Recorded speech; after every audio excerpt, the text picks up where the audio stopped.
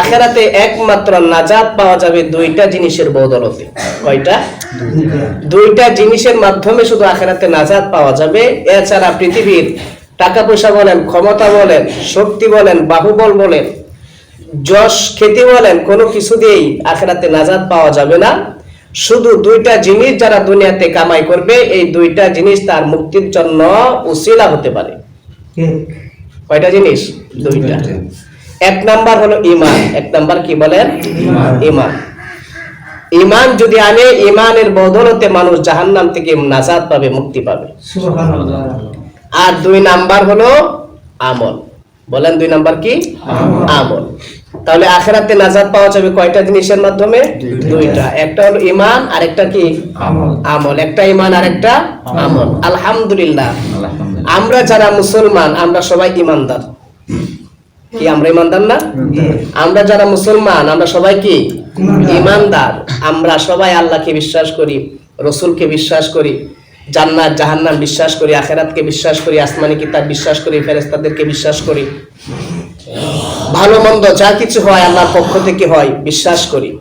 মোট কথা ঈমানের যা আছে সব আমরা কি করি? বিশ্বাস করি। তাহলে প্রথম সিফত যেটার কারণে নাজাত পাওয়া যাবে ঈমানের সিফত। এই ঈমানের সিফত আল্লাহ আপনাকে আমাকে জন্ম থেকে দান করছেন, বলে আলহামদুলিল্লাহ। এই ঈমানের সিফত দিয়ে আল্লাহ আপনাকে আমাকে পৃথিবীতে পাঠাইছেন। মুসলমান পিতামাতার ঘরে আল্লাহ তাআলা আপনাকে আমাকে জন্ম দিয়েছেন, মানে ঈমানের সিফত দিয়েই আল্লাহ তাআলা আপনাকে আমাকে পৃথিবীতে পাঠাইছেন। শুধু তাই না, যে শিশুটা হিন্দুর ঘরে জন্মগ্রহণ করে, খ্রিস্টান বৌদ্ধর ঘরে জন্মগ্রহণ করে, সেই শিশুটাও ইসলাম নিয়ে জন্মগ্রহণ করে। সুবহানাল্লাহ বলেন না? আমাদের মুসলমানের ঘরে যে সন্তানটা জন্মগ্রহণ করে সেটা তো মুসলমান, সেটা তো ইসলাম নিয়ে জন্মগ্রহণ করে।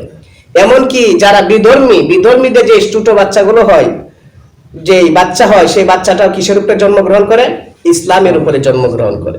তারপরে রাসূল বলেন সেই সন্তানটাকে মা বাবা হিন্দু বানা, মা বাবা খ্রিস্টান বানা, মা বাবা বৌদ্ধ বানা, মা বাবা নাসারা বানা, কিন্তু সে জন্মগ্রহণ করে মুসলমান হয়ে। তাহলে হিন্দুর ঘরে যে সন্তানটা জন্মগ্রহণ করে সেটা কি হয়ে জন্মগ্রহণ করে? মুসলমান হয়ে জন্মগ্রহণ করে। মা বাবা সেই সন্তানটারে কি বানা? হিন্দু বানা। খ্রিস্টানের ঘরে যে সন্তানটা জন্মগ্রহণ করে সেই সন্তানটা কি হয়ে জন্মগ্রহণ করে? মুসলমান হয়ে জন্মগ্রহণ করে, কিন্তু মা বাবা সেই সন্তানটাকে খ্রিস্টান বানা। ইহুদিদের ঘরে যে সন্তানটা জন্মগ্রহণ করে সেই সন্তানটা মুসলমান হয়ে জন্মগ্রহণ করে, কিন্তু মা বাবা সেই সন্তানটাকে ইহুদি বানা। তো এই জন্য সন্তানদেরকে মানুষ বানানো, মুসলমান বানানো, আমলদার বানানো, এটা হলো মা বাবার ক্যাটাগরি। কার? মা বাবা। মা বাবা যেমন ভাবে সন্তানকে ছোটবেলা থেকে লালন পালন করে তুলবে, সন্তান ওই রকমই শিখবে, ওই রকমই জানবে। তো মুআজ্জাজ হাজিরিন, যেটা বলার বিষয় সেটা হলো আমরা আখিরাতে নাজাত পাবো কয়টা জিনিসের কারণে? দুইটা। একটা হলো ঈমান, আর একটা কি? আমল। তো আলহামদুলিল্লাহ আমাদের সকলের ঈমান আছে, কিন্তু আমলের ঘাটতি আছে না নাই? বলেন, আমলের ঘাটতি আছে। এই আমলের ঘাটতির কারণে যদি মওতের সময় ঈমান নিয়ে মরতে পারি, যদি আমলের ঘাটতি হয়, তাহলে এই আমলের ঘাটতির কারণে কিছুদিন জাহান্নামে আপনাকে আমাকে জ্বলতে হবে। তারপরে এক সময় ঈমানের বদৌলতে আল্লাহ তাআলা জাহান্নাম থেকে জান্নাত দিয়ে দিবেন। আর যাদের ঈমানই নাই তাদের কপালে কি নাই? বলেন, জান্নাত নাই। তো আলহামদুলিল্লাহ আমরা সবাই ঈমানদার, কিন্তু আমাদের আমলের ঘাটতি আছে। কি আছে ভাই? আমলের ঘাটতি। এই আমলের ঘাটতির কারণে দেখা যাবে আমরা ঈমানদার হওয়ার পরেও মৃত্যুর পরে সরাসরি জান্নাতে যেতে পারবো না। কারণ কিসের ঘাটতি? আমলের ঘাটতি। তো মুআজ্জাজ মুহতারাম হাজিরিন, এই মাসটা রজব মাসের পরে শাবান মাস, তারপরে রমজান মাস, ইবাদতের মেন মৌসুম। এই যে তিনটা মাস, এই তিনটা মাস হলো বেশি বেশি করে নেক আমল করার মাস। বলেন, বেশি বেশি করে কি করার মাস? নেক আমল করার মাস।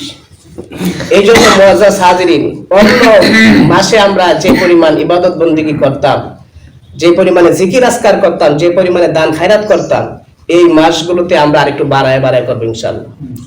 বুঝতে পারছি? এই মাসটাতে আমরা কি করব? যে পরিমাণে বিগত মাসগুলোতে ইবাদত বন্দেগী করতাম তার চাইতে একটু বাড়িয়ে করা যাবে তো ইনশাআল্লাহ। মুআজ্জাজ হাজিরিন,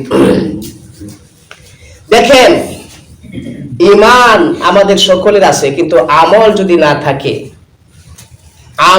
যদি না থাকে তাহলে মৌতের পর আপনার আমার অবস্থাটা কেমন হবে? মৃত্যু এমন একটা জিনিস, রাসূল বলেন এই মৃত্যু এমন একটা জিনিস, এই মৃত্যুকে মানুষ যদি বেশি করে স্মরণ করে